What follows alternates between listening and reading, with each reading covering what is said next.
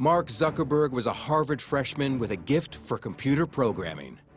Less than a decade later, he is the baby-faced, multi-billionaire power broker who rubs shoulders with the president. My name is Barack Obama, and I'm the guy who got Mark to wear a jacket and tie. I think most people still haven't really digested the scale of Facebook or how quickly it's grown. The goal is obviously to get to ubiquity. I mean, Mark Zuckerberg wants everyone to be on this service. He transformed a dorm room project into the Internet's biggest global village.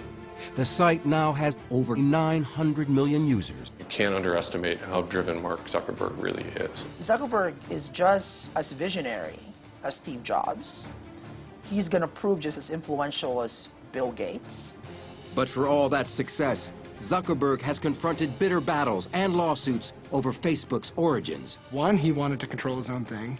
And two, if he's going to go against someone, he's going to crush them. We spent 3 months working with Mark, being essentially led on. We were all blindsided. We had no idea that he was working on a competing product. He has waged an all-out war on his biggest competitors. Facebook and Google's relationship is pretty simple. They just don't like each other. And Zuckerberg has come under fire for pushing the limits on user privacy. Users have less control over private information. They don't fully know how their information is being shared. He's not dealing with just a piece of technology. He's dealing with people and their behavior. And in many ways, he's doing it on the fly. They have amassed this humongous database of information about us because we trusted them. So the question is, should we still trust them?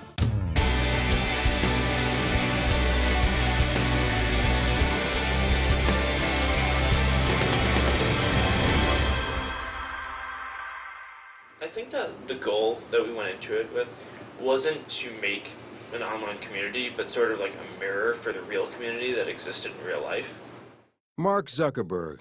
We think we know him because we've seen his life unfold in the Oscar-winning movie The Social Network. The portrait was unsparing, a super geek, intense, cutthroat, brilliant, and socially crippled. I don't understand.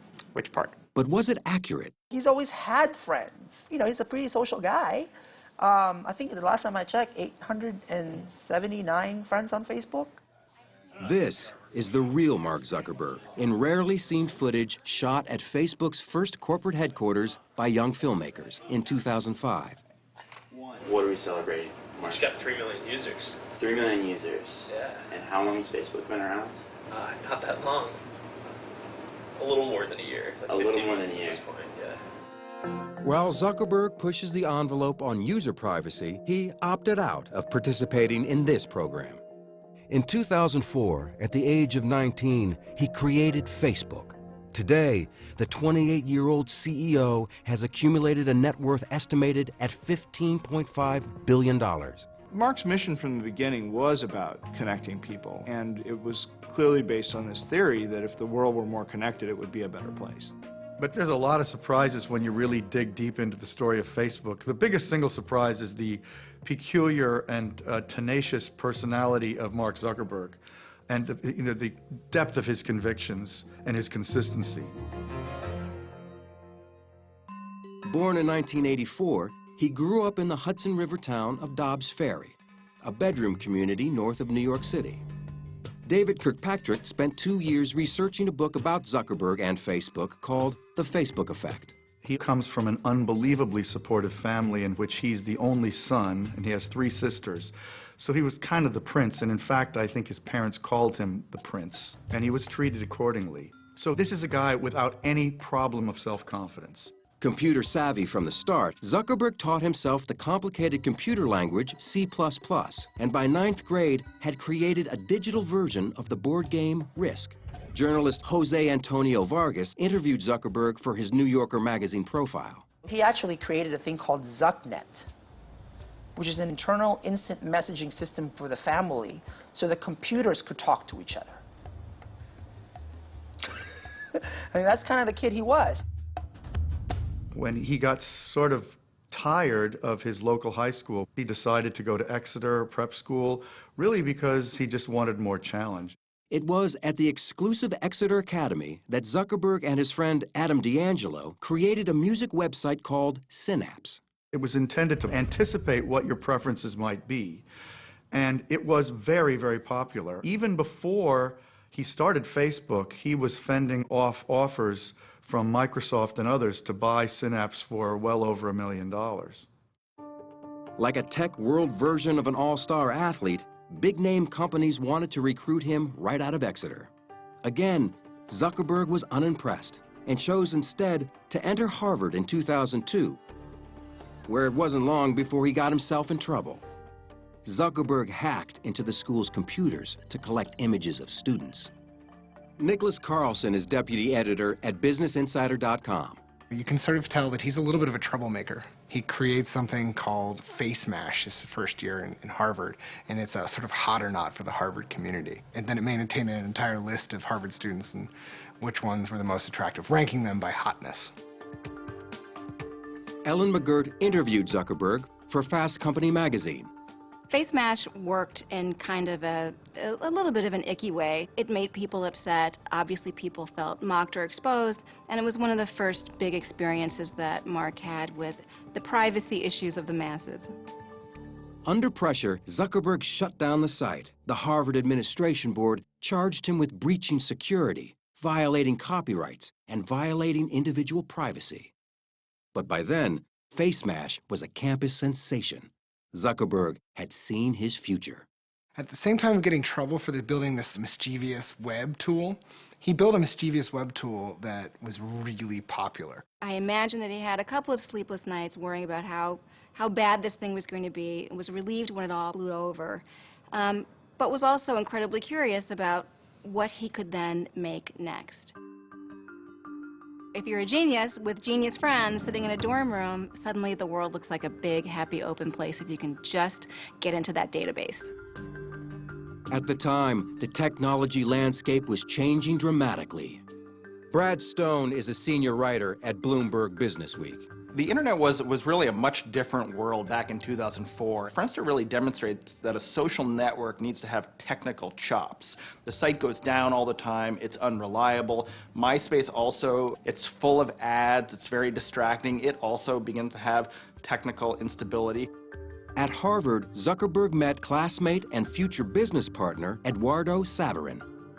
Author Ben Mesrick is one of the few to have interviewed Saverin about the early days of Facebook. Eduardo met Mark Zuckerberg in an underground Jewish fraternity. The underground scene at Harvard, you know, these were not really fun events. These were kind of strange little social settings, really bad parties, mostly all guys. And so Eduardo and Mark met in this scene, and they became friends pretty quickly because they were both kind of outsiders.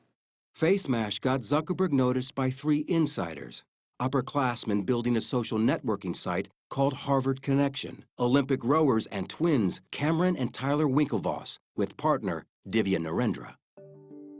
Harvard Connection was an idea that I'd come up with when I was a junior in college. This was at the end of 2002. The team had been building the site for nearly a year. Two of their original programmers had moved on, and they desperately needed a new partner. The three of us are not computer programmers by trade or practice. We did need an actual programmer to write the actual hard lines of code, and we thought Mark was that guy. The trio reached out to Zuckerberg. He was enthused, excited, and clearly his eyes were lighting up.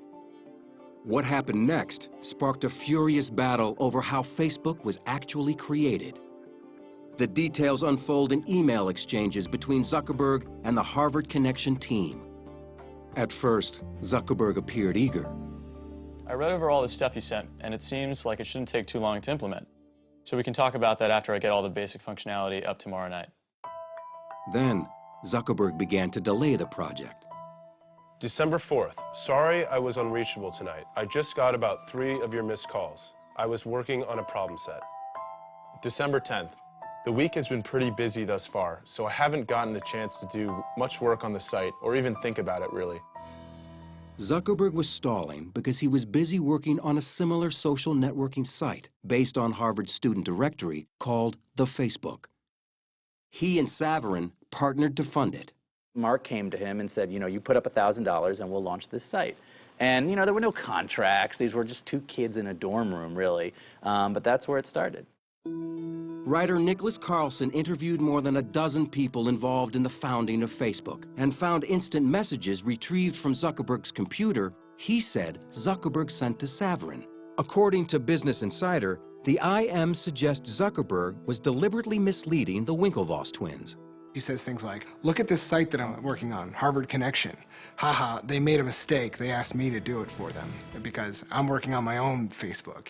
We were always under the impression that Mark was working on HarvardConnection.com. There was never an indication from him that he could not do the work, didn't want to do the work, or was working on something identical on the side called the Facebook. When he met with the Winklevoss brothers the last time, he saw that he probably should tell them that he's been working on a competing product. He sort of conferred about it with friends. But in the end, he said, you know what I'm going to do? I'm going to blank them. I'm going to blank them in the ear. On February 4th, 2004, just as he was expected to complete work on their site, Zuckerberg and his friends instead launched the Facebook. The Winklevoss brothers and Narendra found out about it the same way nearly everyone else at Harvard did. It completely blindsided us. We definitely did not expect that. Mark wanted to have control over his own project. He saw that they were onto something cool, the Winklevoss brothers, but he saw that he could do something cooler. And so, one, he wanted to control his own thing, and two, if he's going to go against someone, he's going to crush them. And that's what he did.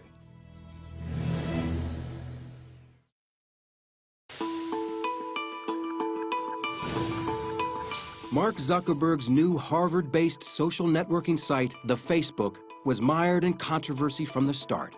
Just days after he launched it in February of 2004, the Winklevoss twins and Divya Narendra sent him a letter to cease and desist. In a nutshell, our complaint against Mark Zuckerberg is fraud, unjust enrichment, and breach of contract. Zuckerberg responded with a letter denying any wrongdoing, claiming his site was a separate venture and used none of the same code. The Winklevoss twins and Narendra would later appeal a $65 million settlement with Facebook. They lost in federal court, but that settlement could now be worth $200 million. But none of the vicious legal wrangling slowed the incredible momentum of the Facebook. At that point, my roommates were kind of like, you know, this is pretty cool. Like, I bet this would work at other schools. So we launched it at Columbia, Yale, and Stanford. And within a couple of weeks, each of those three schools also like had thousands of users who were like, all right, this is pretty sweet. Like, let's just go all out and see how many schools we can launch this at as quickly as possible. About this point in time, they started to take meetings with venture capitalists and with bigger advertisers. And this is all kind of Eduardo's doing. They got a pretty early deal with Visa, and they had a deal with American Express. They had a number of advertisers that came and went. Then record companies started getting interested, and they began to get some pretty good revenue from the music industry. Enter Sean Parker, who had his own connection to the music business. On a trip to New York, Zuckerberg and his partner, Eduardo Saverin, had dinner with the 24-year-old co-founder of Napster. The seasoned entrepreneur and a truly creative individual, an extraordinarily interesting person who had worked his way into a network in the Valley that is just to die for, particularly at that point. For Zuckerberg, Parker was a hero and a role model. Partner Saverin didn't agree. Eduardo did not think highly of Sean from the very beginning. He thought that Sean was a snake oil salesman, that they didn't need Sean, that Sean talked a big game but was living out of a duffel bag and had been kicked out of 2 companies. In the summer of 2004, with Saverin remaining on the East Coast, Zuckerberg left Harvard. We came out to Palo Alto for the summer just to hang out because Palo Alto is kind of this mythical place where, you know, all the startups come from, and got ready to launch it at another 150 schools when the year started. One of the things that Mark did that was very smart by going to Palo Alto was to actually enter the petri dish of entrepreneurialism, particularly for new technologies. Zuckerberg and his friends moved into a large frame house with a swimming pool, and he reconnected with Sean Parker, who later became Zuckerberg's roommate. He was the adult supervision. He's the guy who showed them how things are done in Silicon Valley. He's the one who showed them how to meet investors, how to negotiate with them, who to hire. Mark has told me stories of just all of the guys coding late at night around dining room tables and eating chicken McNuggets and cereal. And there's partying going on. Sean Parker is bringing them around to the different kind of cool Silicon Valley hot spots. And meanwhile, the website is growing astronomically fast. I mean, there's a 1 million member party by December of that year. During this time, Parker gave Zuckerberg some shrewd advice he took to heart. He sort of looked at him and said, you need to be the founder of this thing, and you need to be the CEO forever. You know, you can't turn this over to investors. And Mark is able to negotiate a series of increasingly important investment deals that do two things. One, allow him enough operating cash to hire some of the smartest engineers in the business, and two, help him retain majority control in the company. But tensions began to grow with Zuckerberg's original partner, Eduardo Saverin, who remained on the East Coast. Eduardo felt that, he was the business head of the company and he was no longer being treated that way. Mark and Sean were taking meetings all over California. They were meeting with venture capitalists, and they were kind of ignoring Eduardo. He retaliated. Eduardo froze the bank accounts to try and get Mark's attention, and Mark and Sean began to sort of figure out a way to build the company without Eduardo. Zuckerberg responded and froze Saverin out. Eduardo was removed from the company masthead, and he essentially became a non-entity. He became a non-person. He was thrown out, and he became very upset.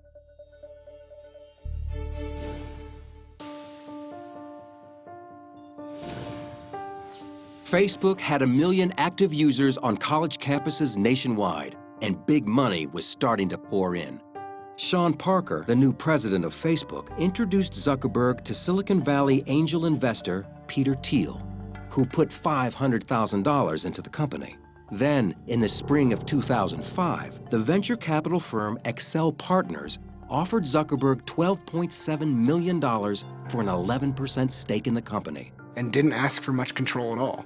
Walking away from that investment, Mark controlled 3 out of 5 board seats. Which is a bizarre and unprecedented situation to have one individual have absolute, effectively dictatorial control over the disposition and direction of an increasingly giant company. Overnight, the Excel investment gave Facebook a valuation of $100 million. As Facebook's public profile grew, so did Zuckerberg's control. This time, Sean Parker was edged out. In August of 2005, Parker was arrested for suspicion of cocaine possession. Although not formally charged with a crime and immediately released, it led to his abrupt resignation as president of Facebook. He was the primary outside face of the company, and it was felt that somebody who was under any kind of a cloud with drugs was not the right guy to be the public face of Facebook. So Mark reluctantly agreed that he ought to leave. Facebook was growing with remarkable speed, and Zuckerberg moved the company from its frat-like house with the pool to a larger and more conventional space in downtown Palo Alto. 3, 4, 5, but the college atmosphere remained the same. One of the things that I do focus on at Facebook is making sure that the culture is very friendly, and that people hang out. In terms of managing this whole process, nothing, nothing. Like, I have no idea what I'm doing, Even their employee interviews were different. Chris Kelly was brought on in the new position of Chief Privacy Officer to deal with Facebook's increasingly contentious privacy issues, at a time when the entire company numbered only a couple dozen employees. The first time I met Mark, we climbed out on the roof, out through the window, and did our interview on the roof of what was then a World Wraps. And it was clear he was young, but he had a very sophisticated understanding of what had happened so far and where he wanted to take the company. Determined to keep Facebook's unusual creative culture alive, all-night hackathons were one way to do it. We have these hackathons at the company, right, where basically everyone gets together and just hacks on something and builds something all night long. And the only rule is that you aren't allowed to work on at a hackathon what you work on the rest of the time. So people work on crazy stuff. Hackathons were some of the most kind of creative focus that you could ever imagine in a company. Imagining these incredibly talented engineers coming together for a night and saying, we're going to stay up all night and we're just going to program. And we're going to pick a project and we're going to get it done that night. It's like, great, make it. We'll prototype it. And there'll be a prototype war and see who wins. it can be a contentious environment. Man, they wouldn't be able to get all the way across. No, I disagree. That's bull. We had an argument. From Mark's point of view, this is where good ideas come from quickly and efficiently. Good ideas were flowing. Zuckerberg then made a change that would give Facebook a sudden and dramatic boost, allowing people to identify or tag themselves and their friends in photographs. That was a huge, huge change that led to massive new use of Facebook, and photos became very rapidly by far the most used part of Facebook and became the single biggest driver of its growth. That growth continued in one direction, up.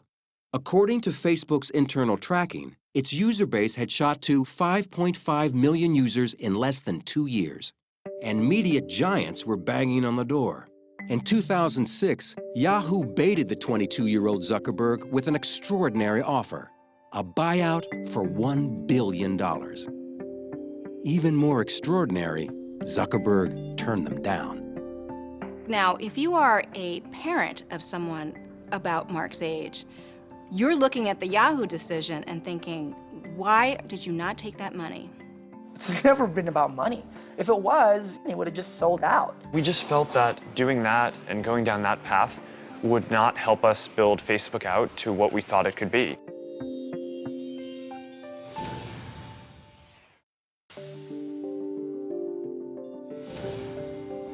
In 2006, Mark Zuckerberg rejected a $1 billion pitch from Yahoo when MTV pushed the ante even higher. Michael J. Wolf was CEO of MTV Networks. Mark had taken me on a walk around Palo Alto and shown me his apartment. And afterwards, we sat down for lunch, and I told him we'd be willing to pay as much as $1.5 billion to buy Facebook outright. His answer was, I think it's worth a lot more. And besides, you've seen my apartment. I don't really need that kind of money. And at the same time, I may never have an idea as good as this one. So I'm not that interested in selling. There was internal strife around it, no question. There were a lot of people who wanted to sell. Ultimately, Mark decided to turn down the offers. Zuckerberg wasn't ready to sell because he had some ideas that he thought would make Facebook even more popular. One of them was called Newsfeed, a kind of real-time wire service of updates about what users were up to. Newsfeed is what everybody is doing at that point, or what they're posting, what they're linking to, the world that they live in, which is really what a newspaper is, right? It's a living, breathing newspaper of people around you. But many Facebook users thought that newspaper sent out too much information and violated their privacy. 750,000 of them launched an online protest. To say that it was unpopular at first is a dramatic understatement. They were under siege at the office. They couldn't leave. They were surrounded by news trucks. Almost 10% of our user base at the time joined the Students Against Facebook Newsfeed group. Zuckerberg was forced to apologize. He wrote his apology note himself. It was probably a good learning experience. When Facebook changed some of the privacy controls, it was an overstep. I do think he takes those seriously, but I do think that he's willing to continue to overstep for the purpose of making a product that he wants to make. The apology was not a surrender.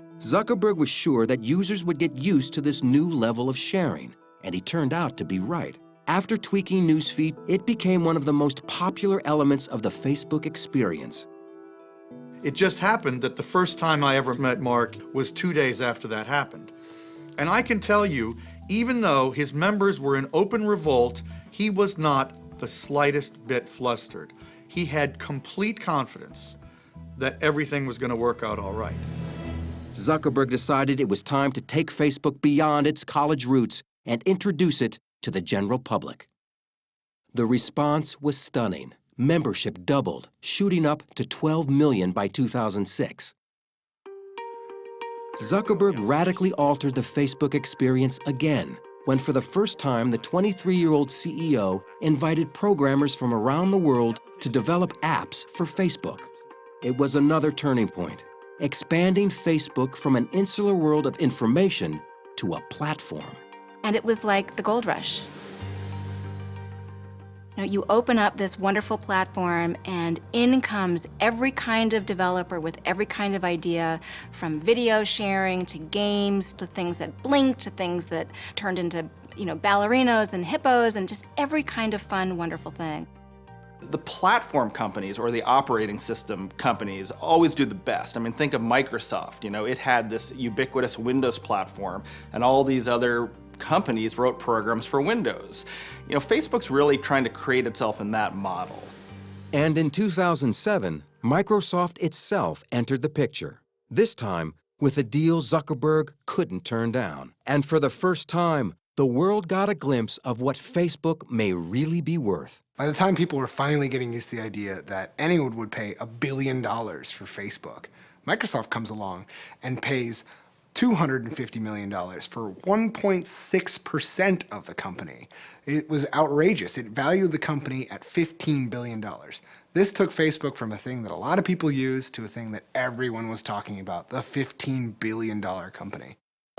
But for a $15 billion company, Facebook was only making a meager $30 million in profits. To remedy that, Zuckerberg announced a sweeping new advertising system in the fall of 2007. One part of it let companies set up their own Facebook pages and advertise using social ads. Lou Kerner covers social media and owns shares in Facebook. Social ads on Facebook are ads where they would say that your friends Meg and Ryan like Virgin America.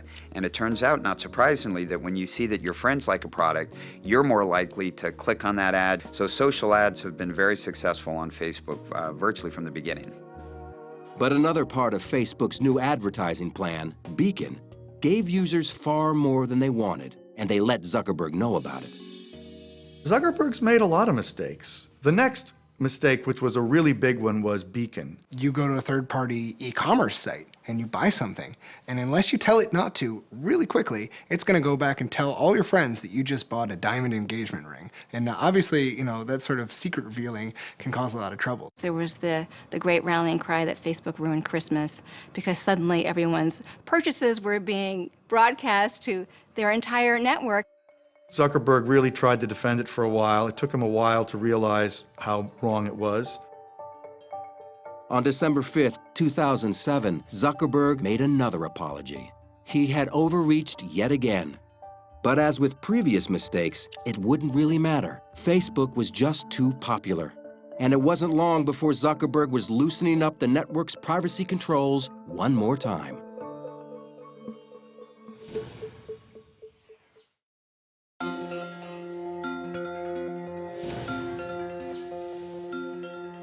More than 4 years after co-founding Facebook, Zuckerberg still seemed uneasy in the public spotlight. What's your next thing you're going to do? Get bought? No. None of these rumors are true, right? This is making me feel very uncomfortable. All right. By 2009, rumors were indeed swirling that Facebook would go public. Instead, Zuckerberg took money from a new investor. Yuri Milner, CEO of the Russian internet investment firm Digital Sky Technologies, offered a $200 million deal for just 1.9% of the company. Deals of that size are kind of never easy. There's a lot of back and forth. This deal was about the vision that we shared, how big this company can get. Everything else was sort of secondary. Milner's investment allowed Facebook to continue to expand, and it kept the development of the company firmly in the hands of its founder. Zuckerberg knew that pushing Facebook advertising even further was the key to continued growth. For years, Zuckerberg believed that Facebook was in a unique position. Today, even with the most advanced advertising systems that exist, they only have estimates of what someone's gender might be, or what someone's age might be, or what they might be interested in. But on Facebook, we know exactly what gender someone is, and exactly how old they are, and exactly what they're interested in. Jeremy Smith is Chief Strategy Officer for Second Market, a company that brokers shares in privately held companies which cannot yet be traded on the public market. What makes Facebook so desirable from the perspective of advertisers is that they are able to accumulate information on their users like nobody else. The funny thing is, the users don't really view it as data. It's themselves. It's their information. It's their lives that they're putting on there. But as far as advertisers are concerned, it is the holy grail of data. Pushing the boundaries of that holy grail of data was about to get Zuckerberg in trouble again. In December 2009, he revamped the privacy settings for Facebook's then 350 million users. Unless users individually restored their settings, previously private information was now available to everyone on the internet. Many people just sort of took that default and somewhat inadvertently allowed a lot of their information to become public. And many privacy advocates believe that they didn't explain that or disclose it sufficiently. A firestorm of complaints from users and consumer groups forced Zuckerberg to backtrack again, sparking concerns in Congress. We are here today to urge Facebook's creator and CEO, Mark Zuckerberg, to revisit this new policy as soon as possible. We believe Facebook should reverse its policy to begin exploring guidelines so users know upfront what's happening. Adding fuel to the fire was the surfacing of still more instant messages. Business Insider published messages they said showed a friend asking then college-aged Zuckerberg why people shared their emails with him. Zuckerberg's response was curt and profane. You know, I mean, I asked him point blank about it, and he was very embarrassed by the fact that he had sent these IMs. Less than 1 month later, he was put on the hot seat in a memorably awkward interview at the All Things Digital conference. Do you feel like you're violating people's privacy? You know, there were real learning points and turning points along the way in terms of building things. If I knew what I knew now then I hope I wouldn't have made those mistakes. But I can't go back and change the past. I can only do what we think is the right thing going forward. You know, anybody who's ever kind of doubted what Facebook is about or want to question his integrity, I mean, they can keep pointing back to that, right? To that instance of like, I can't trust that guy. That is going to be our check on him for as long as he remains CEO, you know, and in charge of that company. It's going to be like, okay, you're not that guy. Well, prove to us that you're not that guy. Chris Hufnagel, the director of privacy programs at the University of California, Berkeley, believes Mark Zuckerberg purposefully pushes the envelope on privacy. In most situations where a company does something that's unpopular, they have blowback. They lose the ability to do something. But in Facebook's case, we have something I call blow forward, where they take 2 steps forward, there's some type of public reaction, and they just take a little step back. And so over time, they've been able to open up profiles more and more. Mark does not think you should be a different person at work than you are at the bowling alley, in bed, at school. You know, he basically thinks you should be consistent across all these environments. So that's a very radical view for many older people.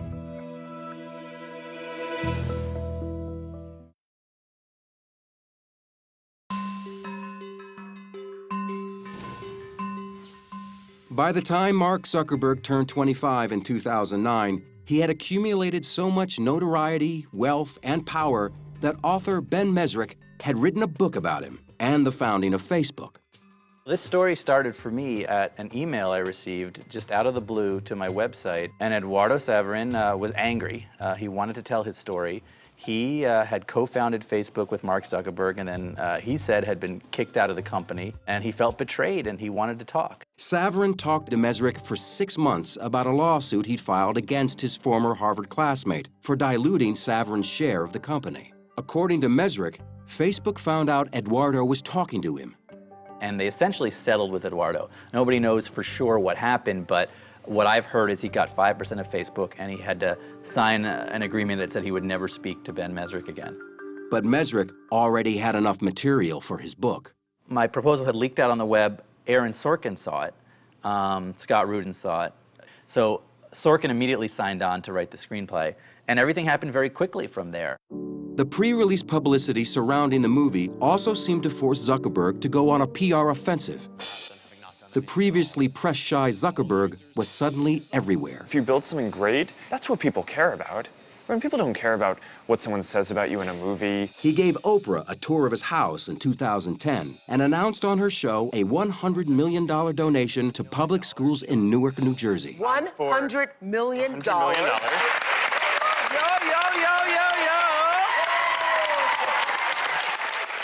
The social network opened in wide release on October 1st, 2010. People want to go on the internet and check out their friends, so why not build a website that offers that friends, pictures, profiles? I'm talking about taking the entire social experience of college and putting it online. Zuckerberg complained about his on-screen portrait as a ruthless, socially challenged power geek with no friends. He said there were factual errors in the script. They frame it as if the whole reason for making Facebook and building something was because I wanted to get girls or wanted to get into some kind of social institution. And I mean, the reality for people who know me is I've actually been dating the same girl since before I started Facebook. They just can't wrap their head around the idea that someone might build something because they like building things.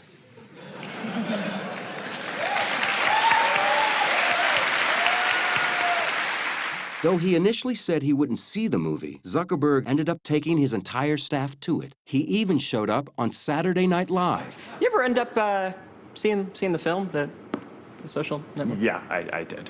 Cool. Yeah. Oh, thanks. And what did you think? It was interesting. Thank you to the Hollywood Foreign Press for this extraordinary honor. The Social Network won a Golden Globe Award for Best Dramatic Picture, as well as 3 Academy Awards. First Tunisia, now Egypt. What's next? But to an increasing number of people around the world, Facebook wasn't just a Hollywood movie. It was affecting real life.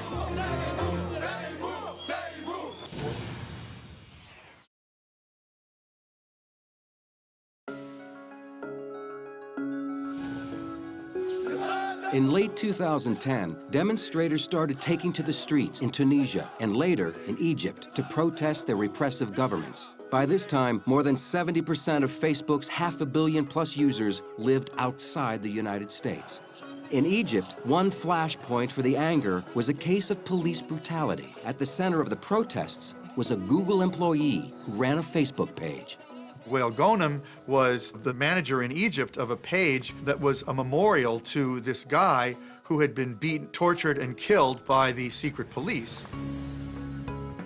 And that group became very, very large, many, many hundreds of thousands of members during the period leading up to the revolt against Mubarak. Facebook expedited the ability of people to express their dissatisfaction, which clearly sped up the process of these revolts.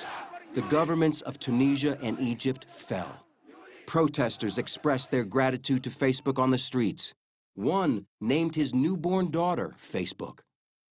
And Wael Ghonim sang the social networking site's praises on CNN. I want to meet Mark Zuckerberg one day and thank him. I'm talking on behalf of Egypt. This revolution started on Facebook when hundreds of thousands of Egyptians started collaborating content. You know, like we would post a video on Facebook. It would be shared by 50,000 people on their walls within a few hours. Facebook itself was very quick to try to distance themselves from that political activity. I mean, obviously, they supported it, but they don't really want to be seen as a tool of change because obviously Facebook wants to be active in regimes like China. They don't necessarily want themselves viewed as a tool of insurgency. Zuckerberg has taken on a personal goal that might help him with his mission to connect the world. He says he spends an hour a day studying Chinese, which could potentially help him gain 1 billion new friends. It's the fastest growing and the biggest internet market in the world. There are hundreds of millions of users, and his mission is incomplete if he's not in China. Mark Zuckerberg's power had never been greater, and once again, speculation grew that he would take his company public. Despite enormous pressure, Zuckerberg has been hesitant to pull the trigger and cash in. 100 years, 200 years from now, what's going to be more important? The money, right?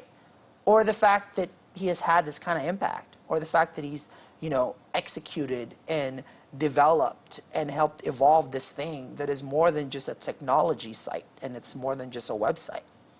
And so I think that's why it's never been about money and it's never been about status. When companies go public, it's a tremendous strain on the management. And in fact, on top of all of that, When you go public, you open yourself up to even greater government scrutiny. Aware of that scrutiny, Facebook has amped up their presence in Washington with a team that includes several former White House aides and influential Capitol Hill insiders. Political official after political official will tell you, if you are absent from the debate, you're likely to be the person who kind of gets cut out. And so presence in that debate, particularly when Google and Yahoo and Microsoft and a number of other very large players are spending a lot on lobbying, is a mistake. Today, several Facebook founders, including Mark's friends and classmates, have left the company to start new ventures on their own. They've been dubbed the Facebook Mafia. But much of Silicon Valley talent is on their way in. Top programmers are leaving companies like Google to be a part of Zuckerberg's momentum. And Facebook and Google, the two internet behemoths, are competing in other ways. Ryan Single is a staff writer for Wired magazine. Facebook and Google's relationship is pretty simple. They just don't like each other. They're really, they're competing cultures. Facebook was sort of young, brash, wild, and Google is like, an algorithm company. Like, these are guys that, like, any problem, there's got to be a way that they can write a little algorithm that'll fix it. It's clear that Google missed the rise of social, and Eric Schmidt has admitted to being flat-footed around Facebook and around social. They've tried a number of things, most spectacularly the Buzz social network. That just hasn't worked. Then, in May of 2011, Facebook was embarrassed when it was revealed that they had launched a secret attack on Google. Facebook is doing damage control after revelations it hired a PR firm to plant negative stories about Google. Facebook claimed publicly it was not a smear campaign, but the exchange revealed just how vicious the competition has become. The whole Burstyn Marsteller flap was really just an in-your-face expression of the animosity that has sprung up not only between these two companies, but almost the personal Shakespearean drama that's playing out between Google and between Facebook, which frankly has a lot of former Google execs who would like nothing more than to supplant their former company. You can't underestimate how driven Mark Zuckerberg really is. He says his mission is to make the world more open and a better place. His mission is also to be #1, right? He wants to be, inscribed on granite above Bill Gates, I think. He is well on his way. Like Gates, another Harvard dropout, Zuckerberg is a fierce competitor. He moved quickly to vanquish rivals Google and Twitter with a stunning acquisition in April 2012. Instagram is off the market in an instant. Facebook likes the photo sharing app so much it's paying $1 billion for it in cash and shares ahead of its IPO. But the app is free and has little known revenue. Still, Facebook may need Instagram more than Instagram needs the money. Instagram has become a photo sharing competitor and a social network all its own. It was considered a radical and defensive move. Facebook cannot take any chance that any other social network oriented toward photos could really get traction that would compare to theirs. And I think, so there's a preemptive quality to this. Also, I think almost certainly Google was interested and probably maybe forced Facebook to act now. 1 month later, Facebook finally went public in the largest IPO on record for an internet company, making Mark Zuckerberg a multi-billionaire. This is an awesome moment. The CEO in hoodie and sneakers retained tight control of his company with 57% of shareholder voting rights. Facebook has literally changed the world. We've moved from the country to the village to the town to Facebook. It's just getting started, too. I think it's just going to get bigger and bigger and bigger. For a site that's able to move from the dorm room to a site where, my 80-year-old mother and myself and my chiropractor and my third grade class all reunites on the site and we all have something to talk about, it's an achievement. Zuckerberg is just as visionary as Steve Jobs. He's going to prove just as influential as Bill Gates. But he's not dealing with a piece of gadget. He's not dealing with some program. He's dealing with our lives. He's dealing with our identities. So that's why I think we're all going to have to kind of keep him in check, in a way. We make decisions at Facebook not optimizing for, what is going to happen in the next year, but what's going to set us up to really be in this world where every product experience that you have is social, and that's all powered by Facebook.